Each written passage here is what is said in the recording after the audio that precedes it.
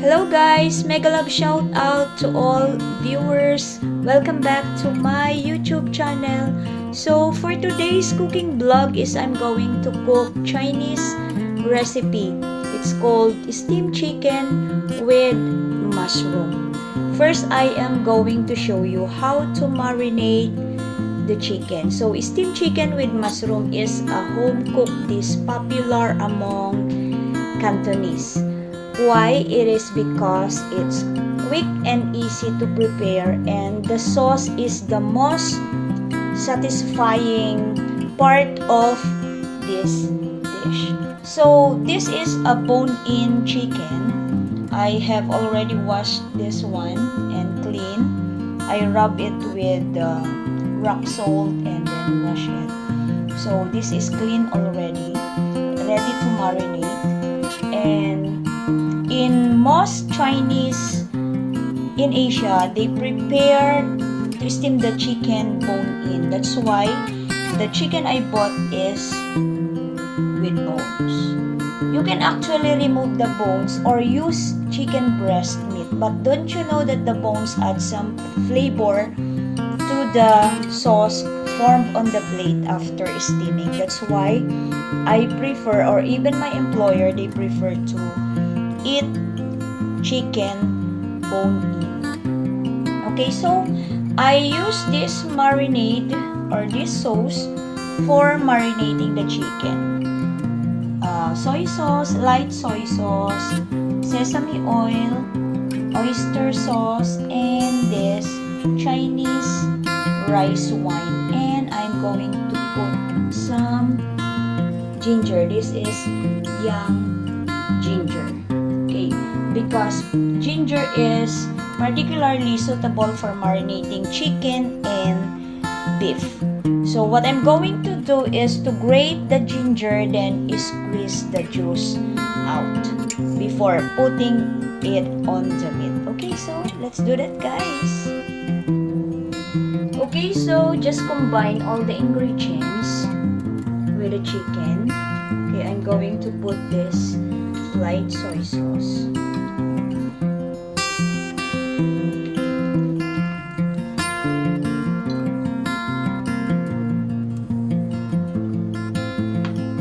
Since my employer doesn't want a salty taste, then I'll just add a little bit of soy sauce, and then 1 tablespoon of this oyster sauce will do.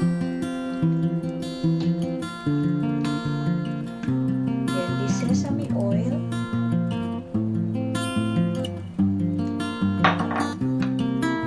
and this Chinese rice wine.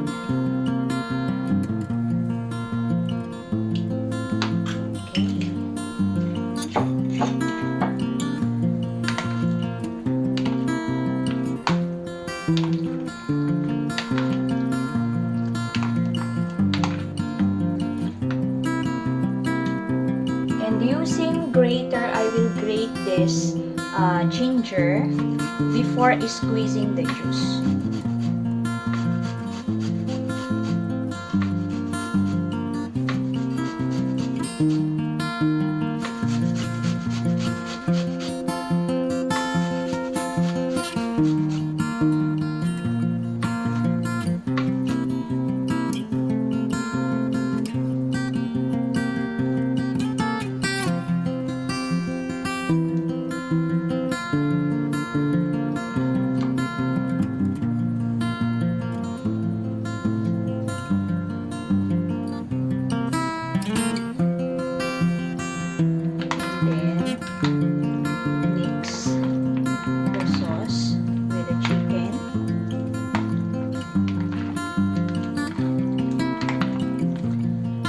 And then marinate this for at least 1 hour.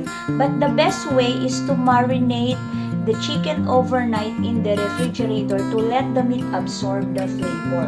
So what I'm going to do is I will marinate this one for overnight, and this will be the dinner tomorrow. So stay tuned guys, and I will update you for this steamed chicken with mushroom tomorrow. Okay guys, so this is the marinated chicken. And the rest of the ingredients, this is mushroom, soaked mushroom, and I sliced already. And then red dates, and this one is the dried banana flour, already soaked in water and already soft. Okay, so what I'm going to do is to mix these ingredients to the chicken. Mix all together before steaming.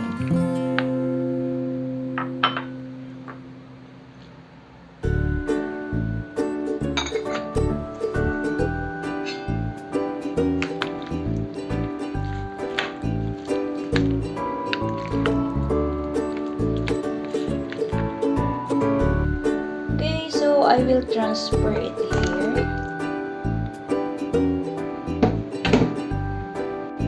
I will steam it for about 30 minutes. So stay tuned guys.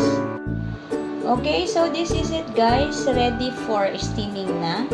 And I have prepared this one, the spring onion para sa toppings later. Ayan. Ready na yung aking tubig. Kumukulo na siya. So ayan guys, so I will steam this for 30 minutes. Okay, so stay tuned. Okay, so guys, naluto na siya. Ayan. I will sprinkle the spring onion on top. Okay, so ayan. Then I will turn it off. So, tatakpan ko lang muna. So, ito na guys, yung aking steamed chicken with mushroom. It's a Chinese recipe na pwede nyo siyang gayahin and iserve nyo sa inyong mga employer. Plus, I have here Chinese sausage. Yung liver siya. Chinese liver sausage. Masarap siya guys. Okay, that's our dinner. Ayan guys.